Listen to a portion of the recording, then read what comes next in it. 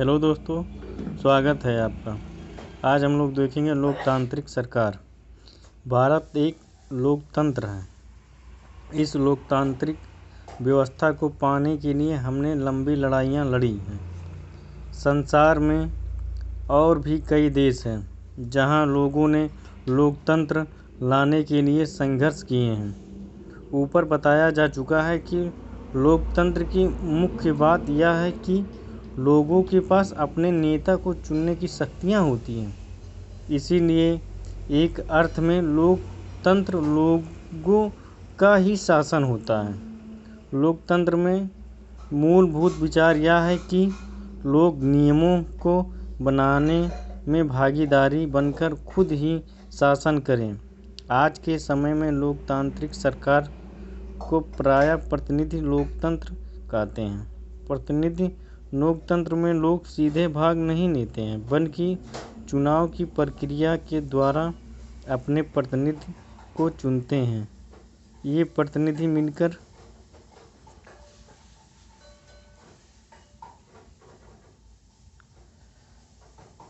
सारी जनता के लिए निर्णय लेते हैं। आजकल कोई भी सरकार अपने आप को तब तक लोकतांत्रिक नहीं कह सकता जब तक वह देश के सभी वयस्क नागरिकों को वोट देने का अधिकार न दे। लेकिन हमेशा ऐसा नहीं था। क्या आप विश्वास कर सकती हैं कि एक समय ऐसा था जब लोकतांत्रिक सरकारें औरतों और गरीबों को चुनाव में भाग नहीं लेने देती थी। अपने शुरुआती दौर में सरकार केवल उन्हीं पुरुषों को वोट देने देती थी जो पढ़े लिखे थे और जिनके पास अपनी संपत्ति होती थी।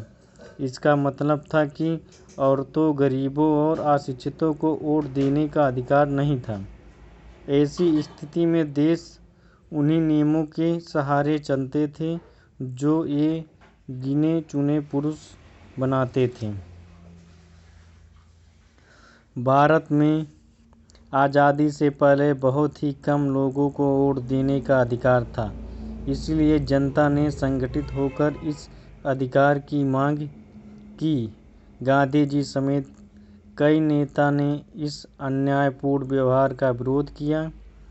उन्होंने भी जोर शोर से यह मांग उठाई।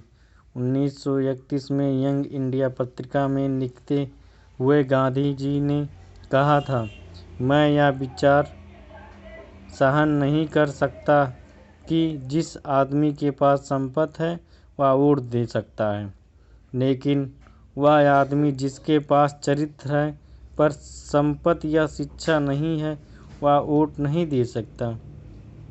या जो दिन भर अपना पसीना बहाकर ईमानदारी से काम करता है वह वोट नहीं दे सकता है, क्योंकि उसने गरीब आदमी होने का गुनाह किया है। धन्यवाद।